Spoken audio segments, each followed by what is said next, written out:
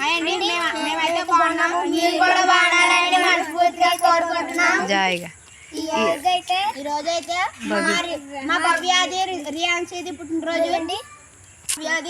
పుట్టినరోజు అండి. అందరూ హ్యాపీ బర్త్డే చేయండి. హ్యాపీ బర్త్డే భవ్య. హ్యాపీ బర్త్డే భవ్య. హ్యాపీ బర్త్డే భవ్య అని కామెంట్ చేయండి, లైక్ చేసి సబ్స్క్రైబ్ చేయండి. Happy birthday. మరిన్ని పుట్టినరోజు చేసుకోవాలని మనస్ఫూర్తిగా అయితే కోరుకుంటున్నాం.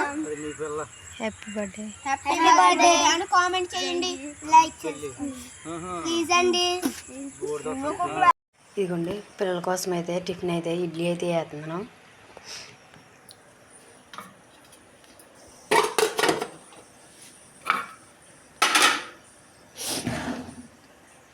ఇదిగోండి అన్నం అయితే పెట్టాను. ఇక్కడైతే పప్పు బచ్చల కూర అయితే వండుతున్నాను. కుక్కలు అయితే పెట్టేశాను నేను.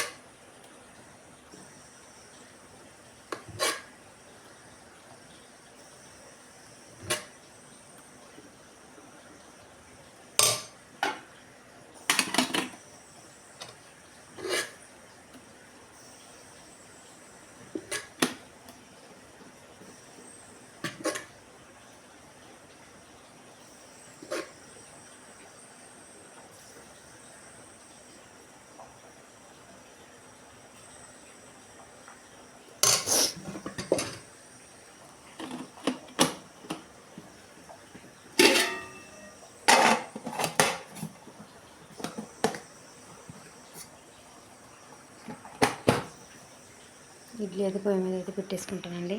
అన్నం ఉడికిందో చూసి ఇదిగోండి ఇడ్లీ అయితే పొయ్యి మీద అయితే పెట్టేసుకున్నాను. ఇదిగోండి 3 పొయ్యిల మీద 3 అయితే పెట్టేసుకున్నాను, తొందరగా అయిపోతాను. ఇడ్లీ ఉడికిందో అయితే చూసేద్దాం.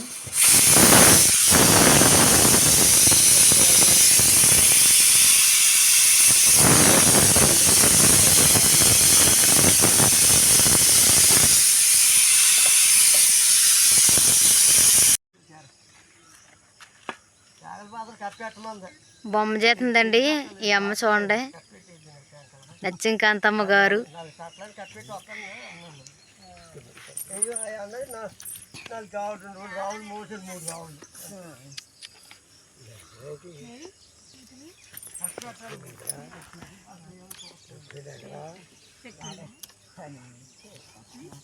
చిన్నపిల్లల బొమ్మలు చేసుకుని ఆడుకునేవారే చక్కగా. గొడ్లన్నీ ఎత్తుక్కుని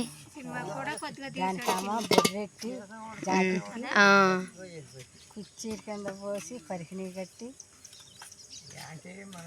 2 బొమ్మలు చేసి ఒక బొమ్మకేమో లింగిని సొక్కయి పెళ్లి చేస్తాం. పెళ్ళి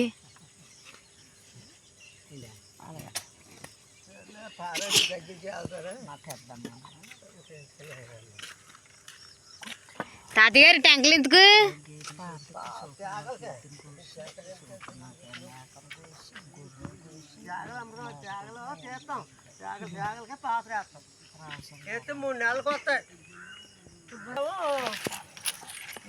ఆగండి, సరిగ్గా చెప్పండి తాతయ్య గారు.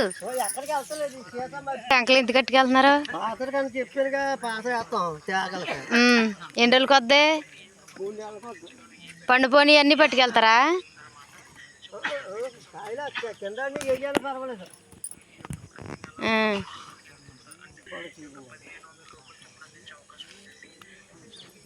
ఫోటో తీస్తున్నావా? చెప్పండి మరి తేగల గురించి. చూడండి ఎంత పెద్దవాళ్ళు అయిపోయినా సరే కష్టపడుతున్నారు. 35 సంవత్సరాలా మీకు? 35 సంవత్సరాలా అయినా సరే పాతికేసుకోమంటారా?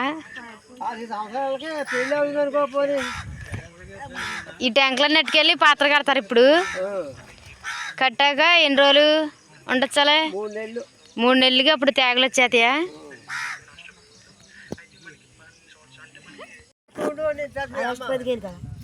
ఇదిగోండి బొమ్మ. అవి ఎన్ని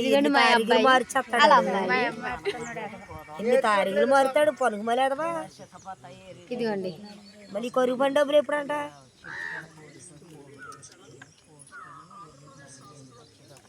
ఇదిగోండి మా అబ్బాయి వాళ్ళ అమ్మాయి అండి, వీళ్ళిద్దరు.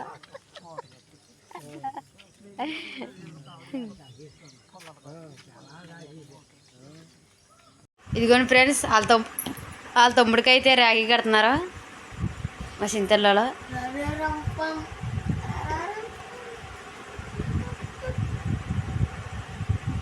చూడండి వాళ్ళ అక్క వాళ్ళతో ఎలా రాఖీ కట్టించుకుంటున్నాడో చక్కగా.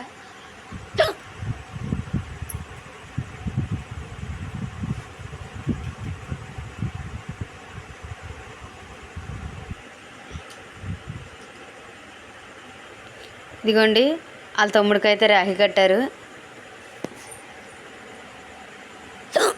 ఏది చూపించి రాఖీ. చూడండి చెరుకు రాఖీ అయితే కట్టారు వాళ్ళ తమ్ముడికి.